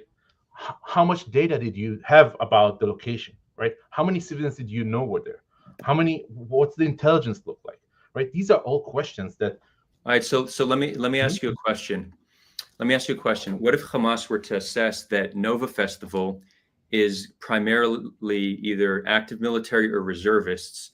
Now, you don't know for sure what the percentage is, but you can know with a high degree of certainty if you're going to attack Nova, you're going to primarily kill either active military or reservists. Is that okay? So, if they were even close to making that point, I would have this discussion, right? I'm telling you why. I'm telling you why because always the situation is that Hamas claims they want to kill as many Jews as possible, and preferably civilians, and they say that they will do it again and again and again. So the point is not, we're not even there, right? They're intentionally targeting civilians. But let me take your hypothesis here for a second, right? What I would actually say, if that was actually their claim, is I'd say, well, that's preposterous, right? Because we know how many civilians are actually there. Here's how many civilians are there. Here are how many combatants are there, and that's why you can't make that claim, right? We could have a discussion around this with data. Now, that's assuming I'll tell you how many combatants are there, or how many non-combatants are there. Okay, so fine. So if we look at the data, the civilian to combatant ratio on October 7th was much lower than in Gaza. If we want to look at data. And again, I'm by no means justifying October 7th, but I don't think there's ground to stand on. You had a wait. The civilian to combatant ratio was much. Sorry, say that again. Civilian to combatant ratio was much better. Yeah, you have a much higher percentage of civilians have been killed in Gaza since October 7th than civilians killed on October 7th. Yes. Sorry, I think about 300 soldiers died and like 1,100 overall died. So that would put you at like. No, I think it was 350. But if we include security personnel that took up arms against the militants, these should count as militants. It's around 3 to 1. Almost certainly, what we're seeing in Gaza is higher. Almost certainly. And again, and you know, people. You're saying almost certainly. You're saying almost certainly how? Wait, sorry. Well, because if you say 44K were killed, then you just want to tell me that only 10K Hamas were killed? No. The real civilian death toll is between 50 to 150,000, and the combatant death toll we have no evidence. The 150,000 number, I hope you don't believe it either, right? That's the higher estimate I give based on indirect deaths. That's the ridiculous estimate, but let's not get into that. No, I'm not. Let's roll back our discussion, right? Our discussion was about proportionality and about how come the ICC doesn't target Hamas, but only goes after Israel when it's opportune, right? And you said into that response, well, Israel is not being proportional consistently. I'm telling you that has not been proven, and nobody's having that discussion. Right, because nobody has the data, and on the otherwise, well, Hamas, we do have some. We do have some. We can only rely on. Let me finish. Hamas is clearly conducting war crimes, and there isn't even a legal argument to be had there, right? Because they are admitting to committing war crimes, but nobody wants to do anything about it. So real quick, you know, I just realized because I looked it up while you were speaking that we actually both made a mistake. Israel's not under ICC jurisdiction. So to say why? No. I know that Israel. Okay, wait, no. But okay, but then so the claim Israel is not signatory. Right, so that they should be. So the Palestinians are. The Palestinians are that after they shoot a rocket, there should have been a arrest warrant after they shoot any amount of rockets. I don't think that's a legitimate claim because they're not under their jurisdiction. But I just want to. I want to make the Palestinians are. The Palestinians are. So just to be clear, correct. Israel Israel is not, right? The Palestinians are. The Palestine is under the jurisdiction.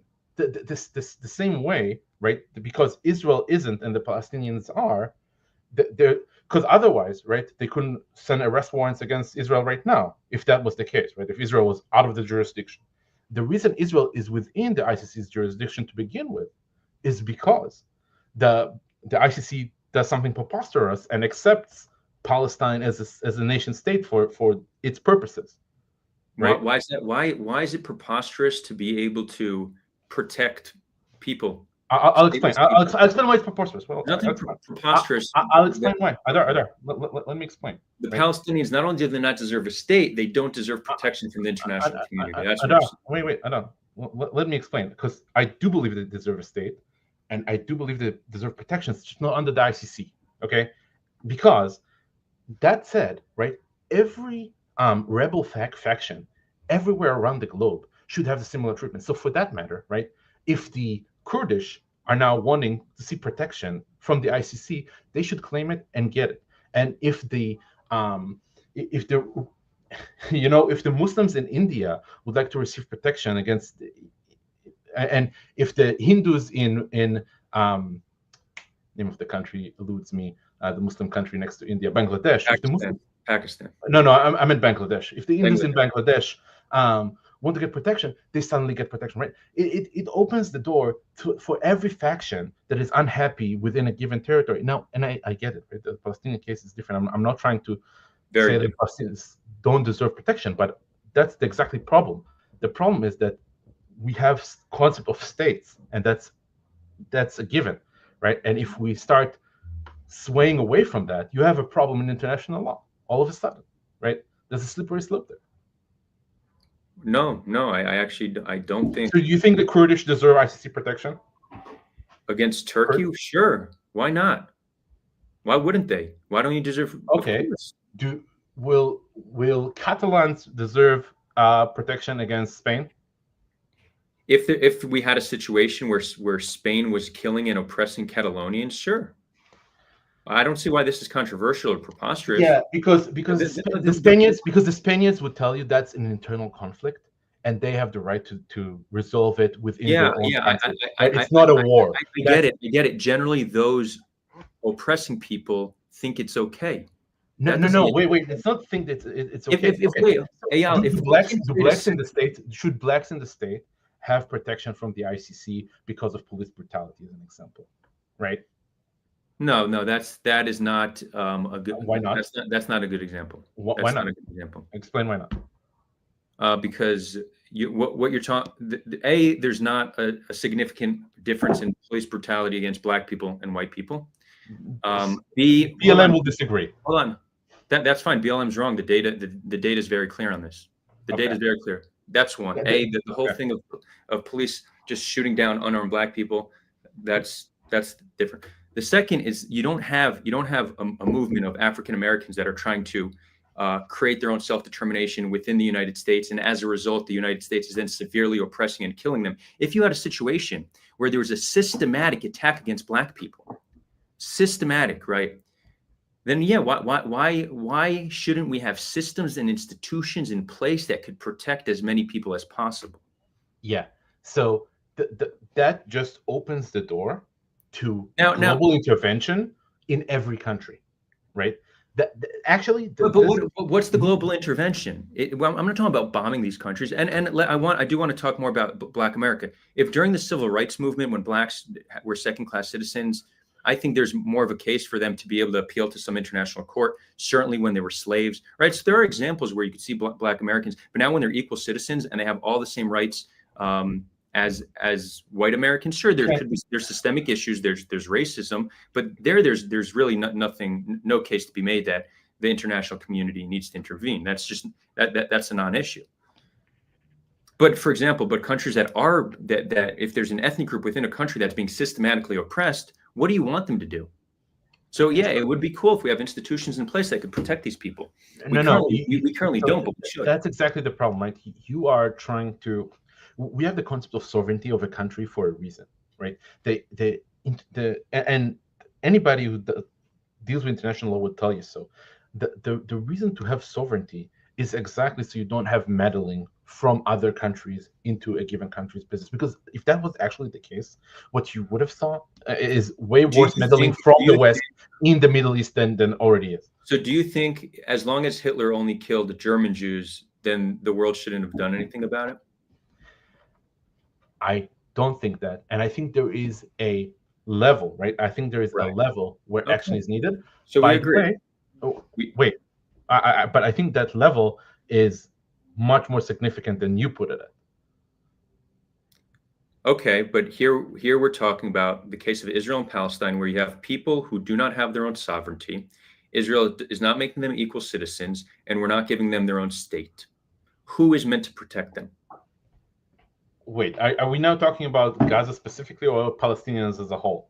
Well, in general, this whole idea that you think that it's preposterous that the international courts would intervene in the reason I was saying it's preposterous because it circumvents the concept of sovereignty and makes a one-off situation for Palestinians that didn't have for any other a civil war or internal war anywhere around the globe. That's why I'm saying this, right? There's a similar situation with the Sharawi in Morocco and the Rohingyas in Myanmar, and those people are getting butchered, both the Rohingyas and the Sharawi, and it's happening all over the globe, and only in Palestine they decided to make this exception for. Okay, is what I'm trying to tell you. But okay, Wait. That's not. Is there not immense pressure on there's China? no ICC warrants against Morocco. No, there's no ICC warrants against Morocco. Are they under jurisdiction? Yes, I'll Google this right now. Okay. No, but we have a lot of other instances where you have severe human rights abuses by countries, and there are repercussions. And there are repercussions. It's not exclusive to Israel. But even hold on, even if it was, that's still whataboutism. You could point to the fact that there's a bias. I'm not really convinced there is. But you could point to the fact that there's a bias. That doesn't mean Israel is right or justified, right? All it means is that the law isn't good enough and not protecting enough people. Okay, but now you're making a moral case. Right? Now you're trying to make some sort of moral case, and I'm talking about the legal situation right now. Maybe in the moral world there is a global police. Maybe there's a global police who takes care of every problem there is across the globe, and somebody tells China to stop dealing with Uyghurs, right? Suddenly, right? I don't see any global police doing that ever. Okay, so that's why we need to live in the realities and not like in a global, moral, beautiful world. Right. So the reality that we're currently living in, and this reality could certainly be improved, but the reality that we're living in is if you destroy a city with a civilian population living inside and kill a disproportionate amount of women and children, then you should be held accountable. That's the reality we're living in, and it's good. If Israel could do what they did in Gaza and there wouldn't be accountability, then the world would be a much darker place. The fact that you can't level a city with the population inside while combatants have the privilege of hiding in tunnels while civilians have nowhere to go, yeah, that should be considered a war crime and arrest warrants should be issued. The fact that they intentionally didn't let food and water in for I believe it was 2 weeks, that's actually them announcing a blatant war crime as a matter of policy to the world. The fact that we're seeing a level of disproportionality, unlike which we've seen, a higher rate of children being killed. We've lost the plot here for a second, right? I'll just say, the reason we have lost the plot is because I was saying that there is unequal treatment by the international criminal courts based on the current legal situation, and you're talking about what should be, what's conceptually right. Look, and I'm telling you. Conceptually should be morality is all good and well. If your argument is not that what Israel's doing is okay, but that you feel like the ICC is biased, I don't even care to push back on that. I haven't researched it enough. No, but the point is that being biased makes its judgments wrong inherently. No. So what I'm saying is, even if it's biased, their bias this should become the standard. How Israel is being held accountable should be the standard. Nobody should be able to do what Israel did in Gaza. I didn't expect a tanky talking points from you. What? I didn't expect the tanky talking points from you. That's surprising. Why is this a tanky talking point? Look, because wait, hold on. Describing a global government. On that note, I'll tell you why your comment. What's problematic about your comment? If I were in the 40s and I were to criticize the horrors of Soviet Russia, would that be a Nazi talking point? I'll tell you why I said it's a tanky talking point. Okay. Because it's expecting some sort of global hegemon, right? It's expecting some sort of global police force that can go anywhere and stop any horror, all right? I think that we both wish it to be true, right? I'll say morally. No. I want a genie in every house to stop every wrongdoers, right? I'd wish that would be true. I wish you were right. I wish it could happen. Morally, conceptually, great, terrific, right? But in all actualities, right, we can't have that. We don't have that. We don't have that in China. We don't have that in Russia. We don't have it in the US. So because we can't enforce all crimes, we shouldn't make an effort to enforce any crimes. No, that's not what I'm saying. I'm saying we should enforce crimes that are clearly within our scope, right? So we should define what's the scope. What crimes are we going after? What crimes are we not going after? And if suddenly something happened that is out of scope, even though morally wrong, but out of scope, right? We shouldn't pursue it. Or we should change the scope. That's okay. If we want to go back and change the scope, so that's fine. When a country when a country announces that they're not going to let food and water into Gaza, right? When they actually announce this war crime to the world, and then eventually they start letting food in, but it does create a delay in distribution, and then they destroy an estimated 40% of cropland, destroy the roads to allow for proper distribution, destroy civilian infrastructure such as hospitals, sewage pipes, water, sanitation plants, power plants. When a country states they're going to commit a war crime and then their actions is actually to destroy such a massive amount of civilian infrastructure that is going to cause a horrific humanitarian crisis, why should that not be considered a war crime? When they publicly acknowledge they're committing a war crime and implemented it as a matter of policy. And I think this is just one of the war crimes, but this is one of the ones they focus on. Israel announced we are now going to commit a war crime, and they did. Yeah, so we'll go back to the point that you have laws, right? We claim to have international laws. Laws needs to be upheld in an equal fashion.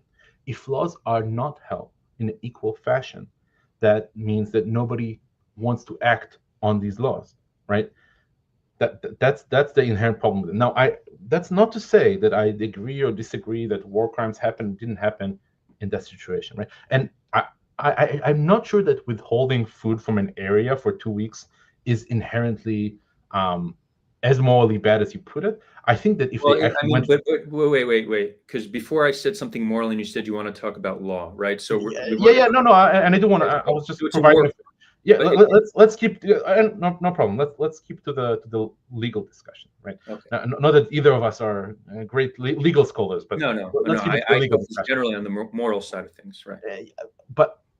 But there is morality in the reason you have laws, right, is to have some sense of chance to act on morality. Because if anybody acts and stops whatever they deem to be immoral, right? Because our sense of what is moral is not equal across people and nations and ethnicities and anywhere, right? Morality changes based on culture. Yeah, for sure. And because of that, you need to have laws so that the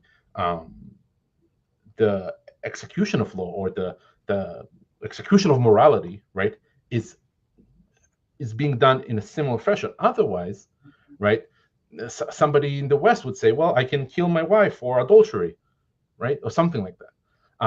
No, nobody's saying that. No, hold on. Mm-hmm. You have countries, and I do see we have a Palestinian. I'm calling him a Palestinian because that's the name they put. I do want to bring them on. So sure. get ready, Palestinian. Anyway. You could stick around, Eyal, but I do want to give them some floor space. In the West, if you can't point to a country that you're allowed to beat your wife as a reason why you could beat your wife in the West, nobody uses that as a legitimate excuse. So we don't determine our morality subjectively based on other countries. That's why we have laws to begin with, right? The reason we have laws is so we have equal execution of morality, right? So everybody have the same understanding of morality. We equalize the playing field, because otherwise, right? You understand that in a world without laws, somebody would say, well, the poor can't steal, right? Because they're poor, they're allowed to steal, right? The Palestinians can do terrorism because they have no nation state and they deserve a nation state, right? That's the reason we have laws, and we gotta work within the laws. And that's the reason that once you start obfuscating the actual laws and going around it and trying to and doing something that's not equal, in those situations, what you're gonna get people saying, oh, screw this whole thing, and we're back to my morals versus your morals. And but again, I don't see that as a relevant example right now. International law is a relatively new concept that only started after World War II. The international courts are way more recent than that. Yeah. What we're trying to do is make progress as a species and protect as many people as possible. This is great progress. So being able to point to the fact that international law is not perfect or not able to hold all people or all countries accountable to the same extent only points to the fact that we need to continue to make progress on it. I agree with that. Wait. I agree. That's what it's essentially should be, right? I agree we should make more progress on international law. I like the concept of international law, right? What I don't like is its execution. And if Right. you have laws that are you like the concept of international law, but you don't like that Israel, a country that you're a citizen of, is the one that's being accused of violating international law. But the reality is they are guilty of war crimes and violating international law. So them being held sorry, they're not guilty. The guilty is when you're proven guilty. Yeah. I mean, look, I'm saying they're guilty the same way I have no problem saying O.J. Simpson was guilty. He wasn't proven to be guilty. We know. But the guy actually said outright that he did it. That's very different things. No. Because I agree that we should. I mean, Netanyahu's not going to show up to court, right? But if he would, he's almost certainly would be found guilty. But even if not, there's a level at which the guilt is so obvious that even if the court system isn't good enough. Yeah, what I'm telling you is we are not there. I agree with you that if we were at the level where you're so obvious, it's I think we're way beyond it being obvious. So now we have a factual disagreement.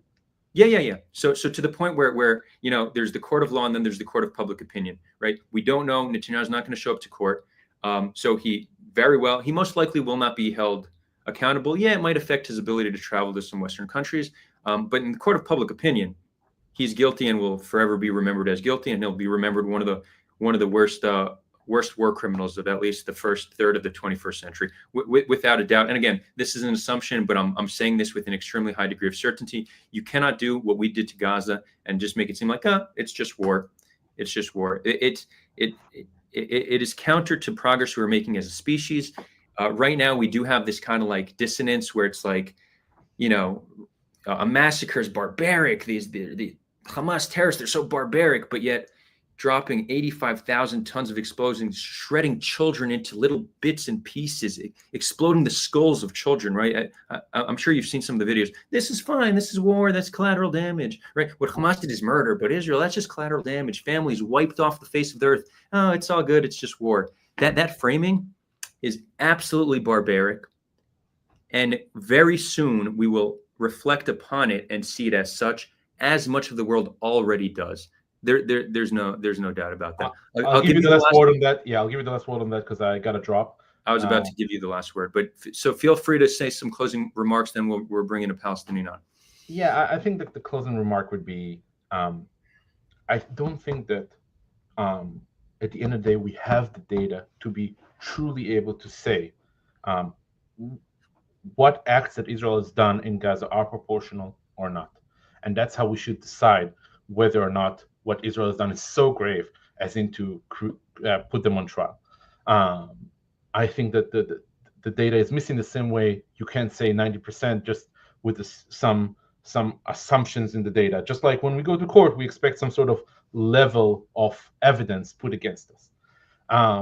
When it comes to international courts and international law, I think it's been unequally executed, and as a result, nobody wants to adhere to that, and it becomes a farce.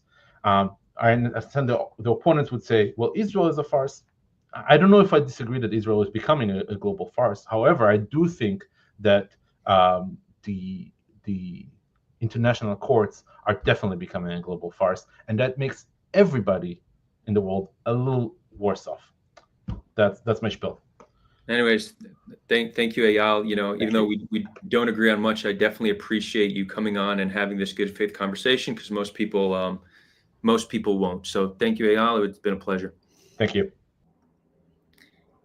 A Palestinian, what's up? Hey, Adar, what's up? How are you doing today? Good. What should I refer to you to? How should I call you? Omar, maybe. Oh, we've spoken before. Yeah, or maybe Palestinian, that works. No, I like a Palestinian's too many syllables. You're going to be Omar today, okay? Okay. Welcome. What's on your mind? This previous conversation, I think I'm going to be a little bit maybe rude, but I'm going to just basically talk my mind. I'm not sure where to start from. Let's say that we're going to start from the point that oh my God, there are many stupid dumb points.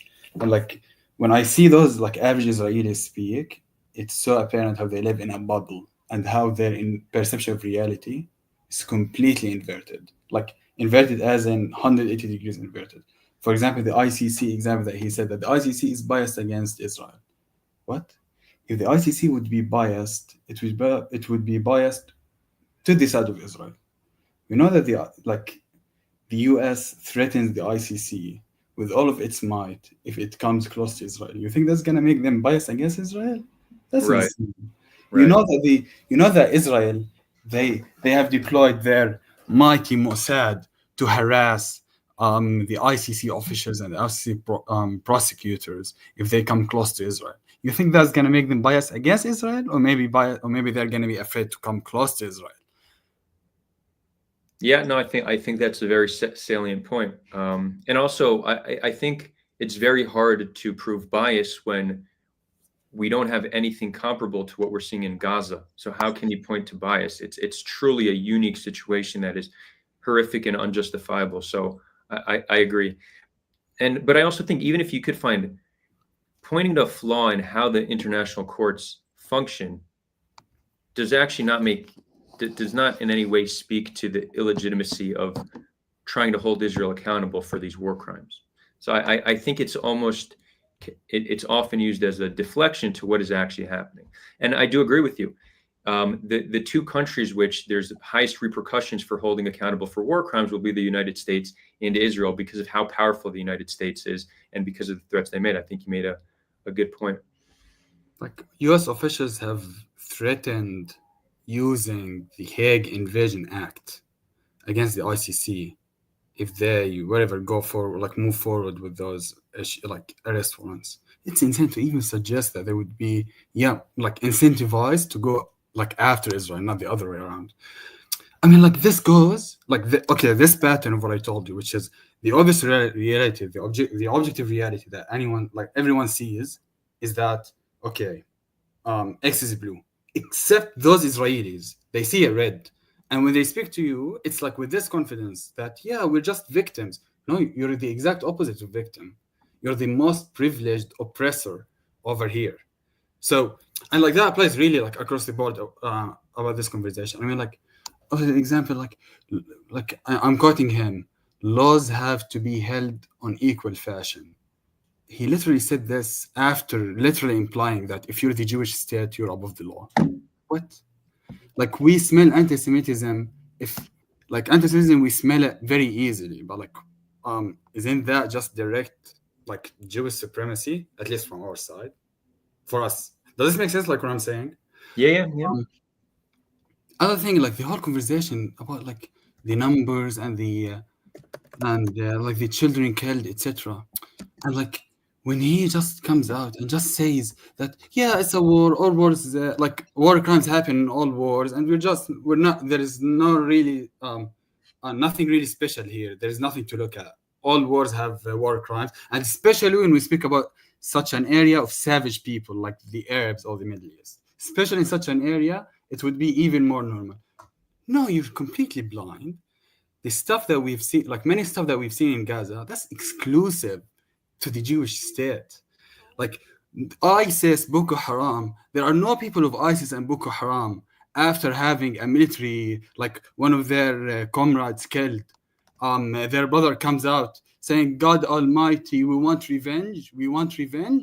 As many women, children you can, everyone you saw, this is what you wanted. So I was just quoting one of those Jewish settlers who has lost a brother or a friend in Gaza. Oh yeah. That was rough. I mean, you're pointing to the most extreme segments of Israeli society, but yeah,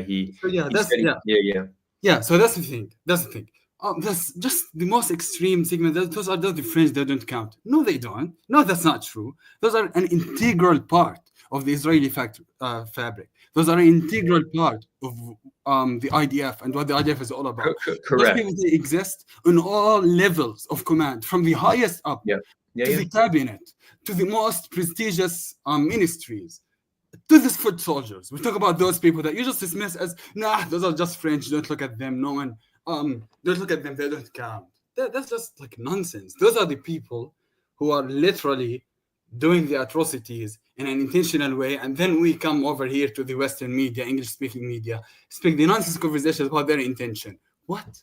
Their intention? What? So Omar, just to make clear, I think what you're saying is correct. it's important.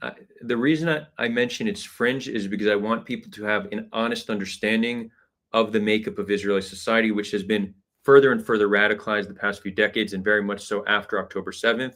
But I do want us to have an understanding of society and what they believe. That said, what you're saying is 100% true, because these most extreme parts of Israeli society are serving the IDF, and they are in all different levels of command. And as I mentioned, we don't have good internal regulation, so these people can get away with horrific war crimes. That's certainly true. And then he starts saying that, no, it's just a military like any other military.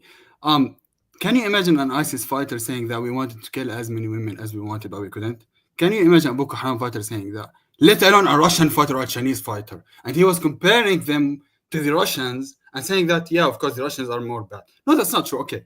Like, there's another thing. So wait, I want to, Omar, I just want to be clear, because we're talking now about the words of an individual, which certainly is representative of some amount of the army.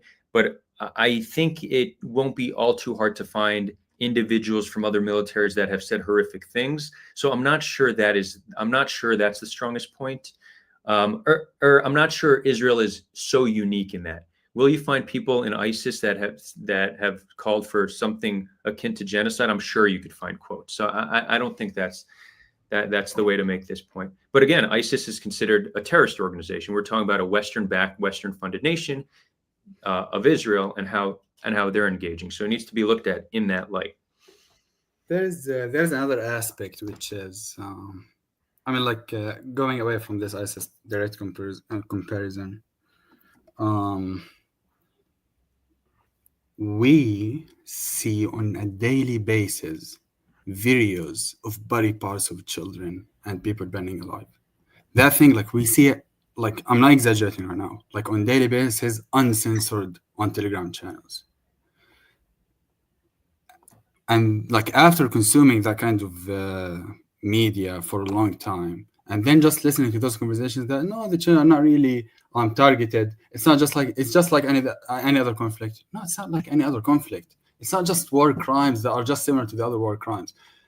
There is something special over here. There is something different. There is something uniquely different when it comes to this.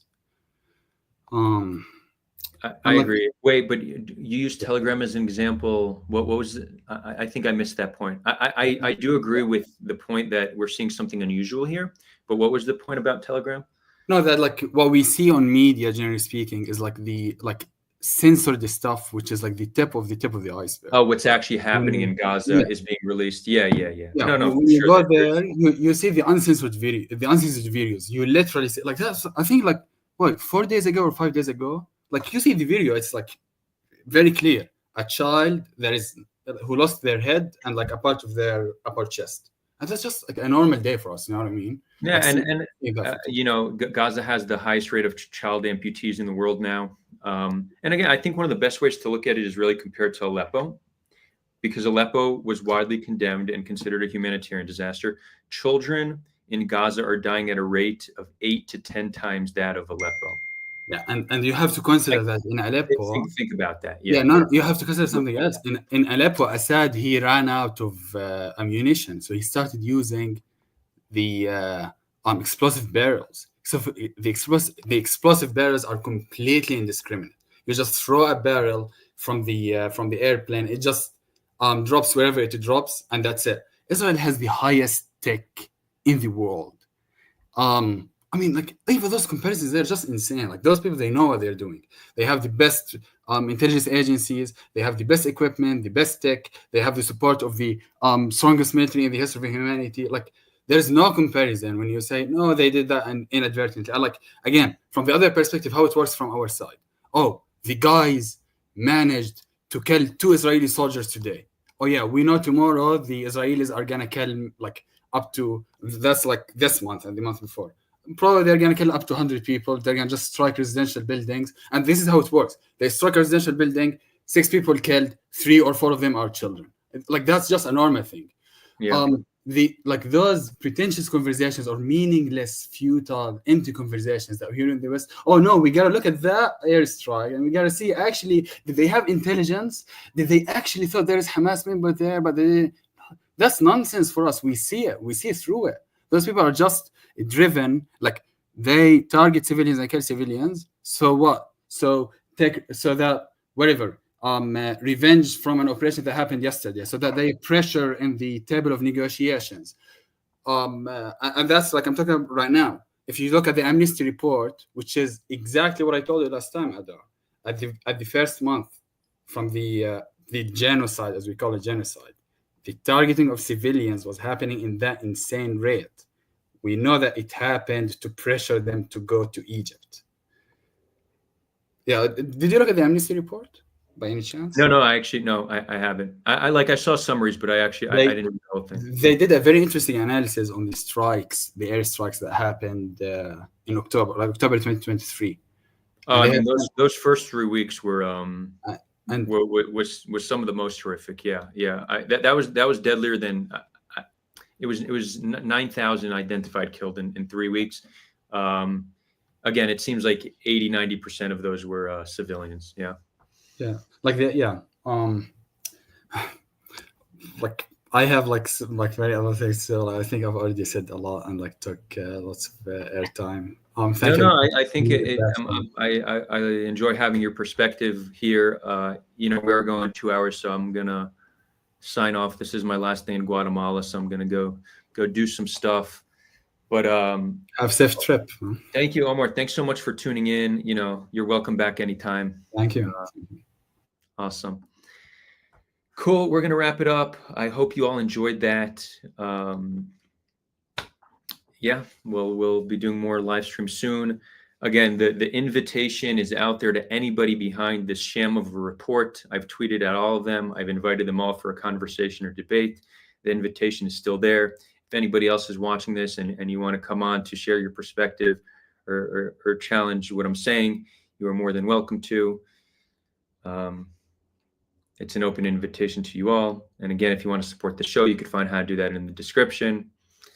Maybe I'll step into my YouTuber vibe. Don't forget to like and subscribe, get that algorithm going.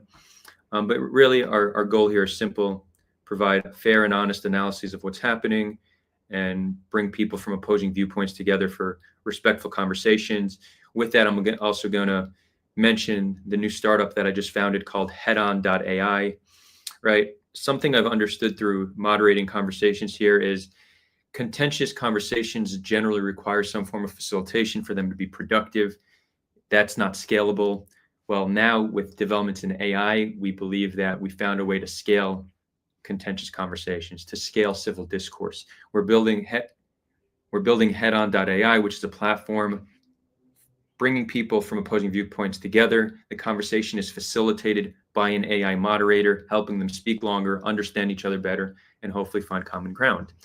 Now, we're still building and training the AI. Right now, I am teaching the AI how to be a better moderator, but the day very soon will come where I am learning from it, and I cannot wait for that day. I cannot wait to build something that one day will have a mind of its own where I could learn from it. So that's what we're working on. If you want to be involved, if you want to beta test the platform, be one of our earliest community members, reach out to me. let me drop the website that you can apply for the community through the website. If you want to help any other way, let me know. We're also currently fundraising. So if you're an angel investor or no one and want to get in at the lowest valuation at the ground floor, reach out regarding that. As an entrepreneur, I'm delusional enough to believe we're going to succeed, but I'm also realistic enough to understand that this is a tall task and there's no guarantee of success here. It really will require many of us to do this together. So this is an open invitation to be part of headon.ai. We'd love to have you join. Anyways, with that, signing off. Thank you all so much.